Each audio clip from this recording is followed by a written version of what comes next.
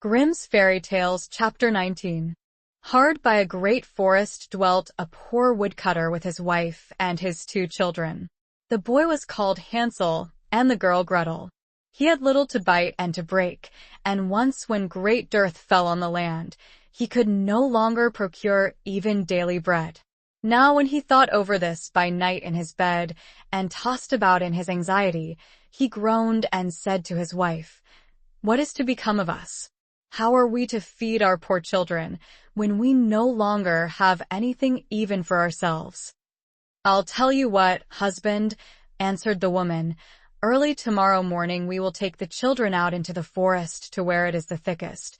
There we will light a fire for them and give each of them 1 more piece of bread, and then we will go to our work and leave them alone. They will not find the way home again, and we shall be rid of them." "No, wife," said the man, "I will not do that. How can I bear to leave my children alone in the forest? The wild animals would soon come and tear them to pieces." "Oh, you fool," said she. "Then we must all 4 die of hunger. You may as well plane the planks for our coffins." And she left him no peace until he consented.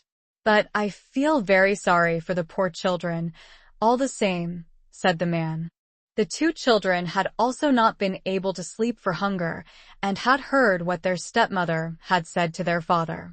Gretel wept bitter tears, and said to Hansel, "Now all is over with us." "Be quiet, Gretel," said Hansel. "Do not distress yourself. I will soon find a way to help us." And when the old folks had fallen asleep, he got up, put on his little coat, opened the door below, and crept outside. The moon shone brightly, and the white pebbles which lay in front of the house glittered like real silver pennies. Hansel stooped and stuffed the little pocket of his coat with as many as he could get in.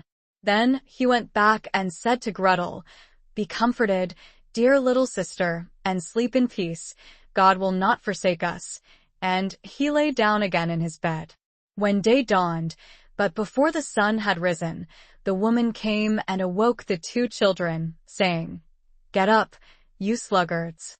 We are going into the forest to fetch wood." She gave each a little piece of bread and said, "There is something for your dinner, but do not eat it up before then, for you will get nothing else." Gretel took the bread under her apron, as Hansel had the pebbles in his pocket. Then they all set out together on the way to the forest. When they had walked a short time, Hansel stood still and peeped back at the house, and did so again and again. His father said, "Hansel, what are you looking at there and staying behind for? Pay attention, and do not forget how to use your legs." Father," said Hansel, "I am looking at my little white cat, which is sitting up on the roof, and wants to say goodbye to me." The wife said, "Fool, that is not your little cat. That is the morning sun which is shining on the chimneys." Hansel, however, had not been looking back at the cat, but had been constantly throwing one of the white pebble stones out of his pocket on the road. When they had reached the middle of the forest, the father said, "Now, children, pile up some wood, and I will light a fire that you may not be cold." Hansel and Gretel gathered brushwood together, as high as a little hill. The brushwood was lighted, and when the flames were burning very high, the woman said, "Now, children, lay yourselves down by the fire and rest. We will go into the forest and cut some wood. When we have done, we will come back and fetch you away." Hansel and Gretel sat by the fire, and when noon came, each ate a little piece of bread, and as they heard the strokes of the wood axe, they believed that their father was near. It was not the axe, however, but a branch which he had fastened to a withered tree which the wind was blowing backwards and forwards. And as they had been sitting such a long time, their eyes closed with fatigue, and they fell fast asleep. When at last they awoke, it was already dark night. Gretel began to cry and said, "How are we to get out of the forest now?" But Hansel comforted her and said, "Just wait a little until the moon has risen, and then we will soon find the way." And when the full moon had risen, Hansel took his little sister by the hand and followed the pebbles which shone like newly coined silver pieces and showed them the way. They walked the whole night long, and by break of day came once more to their father's house.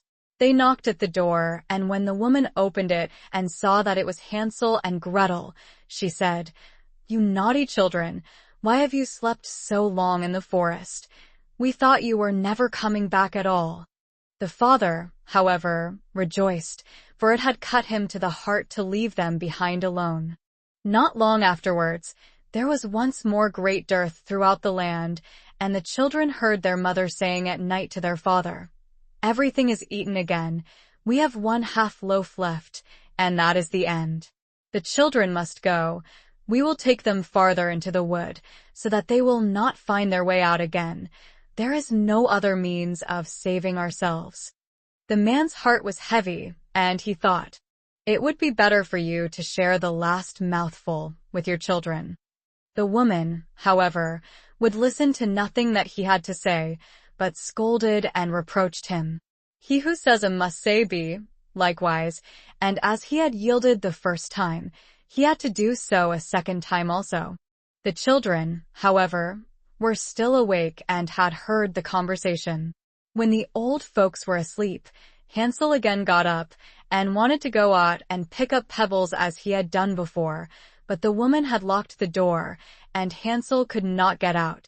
Nevertheless, he comforted his little sister and said, "Do not cry, Gretel. Go to sleep quietly. The good God will help us." Early in the morning came the woman and took the children out of their beds. Their piece of bread was given to them, but it was still smaller than the time before. On the way into the forest, Hansel crumbled his in his pocket and often stood still and threw a morsel on the ground. "Hansel, why do you stop and look round?" said the father. "Go on." "I am looking back at my little pigeon which is sitting on the roof and wants to say goodbye to me," answered Hansel. "Fool," said the woman, "that is not your little pigeon. That is the morning sun that is shining on the chimney." Hansel, however, little by little, threw all the crumbs on the path. The woman led the children still deeper into the forest, where they had never in their lives been before. Then a great fire was again made, and the mother said, "Just sit there, you children, and when you are tired you may sleep a little. We are going into the forest to cut wood, and in the evening when we are done, we will come and fetch you away." When it was noon, Gretel shared her piece of bread with Hansel, who had scattered his by the way. Then they fell asleep and evening passed, but no one came to the poor children. They did not awake until it was dark night, and Hansel comforted his little sister and said, "Just wait, Gretel, until the moon rises, and then we shall see the crumbs of bread which I have strewn about. They will show us our way home again." When the moon came they set out, but they found no crumbs, for the many thousands of birds which fly about in the woods and fields had picked them all up. Hansel said to Gretel, "We shall soon find the way," but they did not find it. They walked the whole night and all the next day too from morning till evening, but they did not get out of the forest, and were very hungry, for they had nothing to eat but 2 or 3 berries, which grew on the ground. And as they were so weary that their legs would carry them no longer, they lay down beneath a tree and fell asleep. It was now 3 mornings since they had left their father's house. They began to walk again, but they always came deeper into the forest, and if help did not come soon, they must die of hunger and weariness. When it was midday, they saw a beautiful snow-white bird sitting on a bough, which sang so delightfully that they stood still and listened to it. And when its song was over, it spread its wings and flew away before them, and they followed it until they reached a little house, on the roof of which it alighted, and when they approached the little house they saw that it was built of bread and covered with cakes, but that the windows were of clear sugar. "We will set to work on that," said Hansel, "and have a good meal. I will eat a bit of the roof, and you, Gretel, can eat some of the window. It will taste sweet." Hansel reached up above and broke off a little of the roof to try how it tasted, and Gretel leant against the window and nibbled at the panes. Then a soft voice cried from the parlor, "Nibble, nibble, gnaw. Who is nibbling at my little house?" The children answered, "The wind, the wind, the heaven-born wind," and went on eating without disturbing themselves. Hansel, who liked the taste of the roof, tore down a great piece of it, and Gretel pushed out the whole of one round window pane, sat down, and enjoyed herself with it. Suddenly the door opened, and a woman as old as the hills, who supported herself on crutches, came creeping out. Hansel and Gretel were so terribly frightened that they let fall what they had in their hands. The old woman, however, nodded her head and said, "Oh, you dear children, who has brought you here? Do come in and stay with me. No harm shall happen to you." She took them both by the hand and led them into her little house. Then good food was set before them, milk and pancakes, with sugar, apples, and nuts. Afterwards, 2 pretty little beds were covered with clean white linen, and Hansel and Gretel lay down in them and thought they were in heaven. The old woman had only pretended to be so kind. She was in reality a wicked witch, who lay in wait for children, and had only built the little house of bread in order to entice them there. When a child fell into her power, she killed it, cooked and ate it, and that was a feast day with her. Witches have red eyes and cannot see far, but they have a keen scent like the beasts, and are aware when human beings draw near. When Hansel and Gretel came into her neighborhood, she laughed with malice and said mockingly, "I have them. They shall not escape me again." Early in the morning, before the children were awake, she was already up, and when she saw both of them sleeping and looking so pretty, with their plump and rosy cheeks, she muttered to herself, "That will be a dainty mouthful." Then she seized Hansel with her shriveled hand, carried him into a little stable, and locked him in behind a grated door.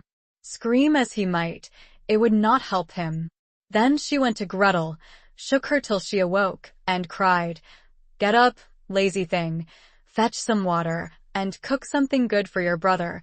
He is in the stable outside, and is to be made fat. When he is fat, I will eat him." Gretel began to weep bitterly, but it was all in vain, for she was forced to do what the wicked witch commanded. And now the best food was cooked for poor Hansel, but Gretel got nothing but crab shells. Every morning the woman crept to the little stable and cried, "Hansel, stretch out your finger that I may feel if you will soon be fat." Hansel, however, stretched out a little bone to her, and the old woman, who had dim eyes, could not see it, and thought it was Hansel's finger, and was astonished that there was no way of fattening him. When 4 weeks had gone by, and Hansel still remained thin, she was seized with impatience, and would not wait any longer. "Now, then, Gretel," she cried to the girl, "stir yourself, and bring some water. Let Hansel be fat or lean. Tomorrow I will kill him and cook him." Ah, how the poor little sister did lament when she had to fetch the water, and how her tears did flow down her cheeks. "Dear God, do help us," she cried. "If the wild beasts in the forest had but devoured us, we should at any rate have died together." "Just keep your noise to yourself," said the old woman. "It won't help you at all."